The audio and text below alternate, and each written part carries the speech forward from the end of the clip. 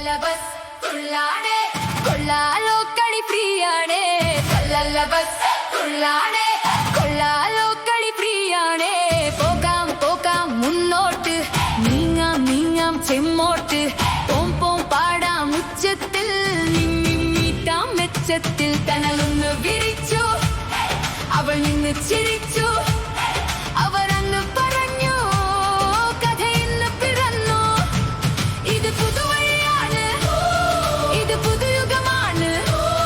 Hello, KSRTC-യിൽ വനിതകൾക്ക് സൗജന്യ യാത്ര ഒരുക്കിയ പ്രിയദർശിനി പദ്ധതി ഒരു മാസം പിന്നിടുകയാണ്. ഈ ബസ്സിൽ ഞാനും എന്റെ ഡ്രൈവർ ഫർസയും മാത്രമേ ഉള്ളൂ എങ്കിലും സാധാരണ ഒരു പ്രിയദർശിനി ബസ് ഇങ്ങനെ വഴി കൂടി പോകുന്നത് നിങ്ങൾക്ക് കാണാൻ പറ്റാട്ടോ. സൂപ്പർ ഹിറ്റാണ്. പക്ഷേ ജനങ്ങൾക്ക് ഹാപ്പി ജേണി നൽകുമ്പോഴും KSRTC-യുടെ വരുമാന ട്രാക്ക് ഇച്ചിരി തെറ്റുന്നുണ്ട്. ഒരു മാസം കൊണ്ട് 75 കോടി രൂപയുടെ കളക്ഷൻ നഷ്ടമുണ്ടായിട്ടുണ്ട്. പക്ഷേ അതങ്ങനെ നഷ്ടമെന്ന് കാണേണ്ടതില്ല എന്നാണല്ലോ നമ്മുടെ സർക്കാർ നമ്മളോട് പറഞ്ഞിരിക്കുന്നത്. സർക്കാർ ഒരു ക്ഷേമ പദ്ധതി KSRTC-യിലൂടെ നടപ്പിലാക്കുന്നു എന്നേ ഉള്ളൂ. അപ്പോൾ അത് നഷ്ടമല്ല, സർക്കാർ കൊടുക്കുമെന്നാണ് പറയുന്നത്. നമുക്ക് ആദ്യം ഇതിന്റെ വിവരങ്ങൾ അശ്വിൻ ഡിയാഗോയോട് ചോദിച്ചിട്ട് വരാം. എന്നിട്ട് ഈ പദ്ധതിയുമായി ബന്ധപ്പെട്ട കുറെ കാര്യങ്ങൾ കൂടി ചോദിക്കാം. അപ്പൊ നമുക്ക് അശ്വിനിലേക്ക് പോകാം. അശ്വിൻ, ഈ ഒരു മാസം പിന്നിടുമ്പോഴത്തെ കണക്കുകൾ എങ്ങനെയാ?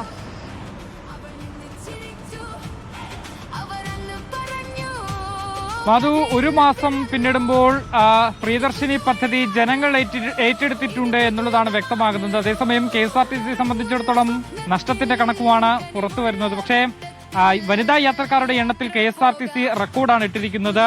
ഏതാണ്ട് 30% യാത്രക്കാരുടെ എണ്ണം വർദ്ധിച്ചിട്ടുണ്ട്.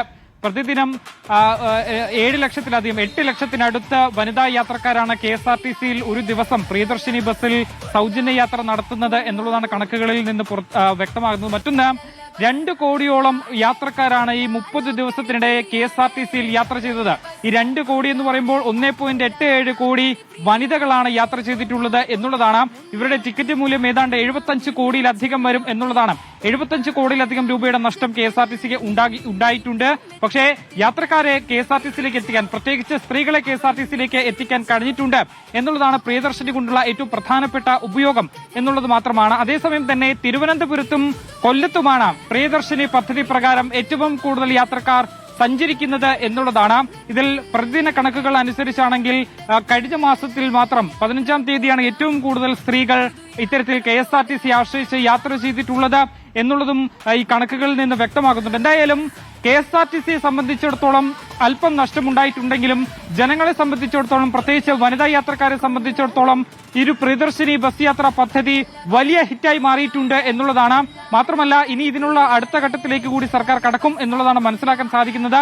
എന്തായാലും നിലവിലിപ്പോൾ ഈ ഒരു KSRTC-യുടെ കണക്കുകൾ പ്രകാരം KSRTC-യുടെ ഒരു പരീക്ഷണ പദ്ധതി, സ്വപ്ന പദ്ധതി, സൗജന്യ പദ്ധതി അത് വൻ ഹിറ്റായി മാറിയിരിക്കുകയാണ്. മാധു, യെസ്, അശ്വിൻ ഡിയാഗോയാണ് വിവരങ്ങൾ നൽകിയത്. ഒന്ന് ആലോചിച്ച് നോക്കൂ, ഒരൊറ്റ മാസം ഏതാണ്ട് 1,80,00,000-ഓളം സ്ത്രീകൾ, 87 ലക്ഷമാണ് കൃത്യമായ കണക്ക് പറയുകയാണെങ്കിൽ, സ്ത്രീകൾ കേരളത്തിൽ എമ്പാടുമുള്ള പ്രിയദർശിനി ബസ്സുകളിലൂടെ യാത്ര ചെയ്തിരിക്കുന്നു എന്നാണ് അശ്വിൻ പറയുന്ന വിവരങ്ങൾ. അതും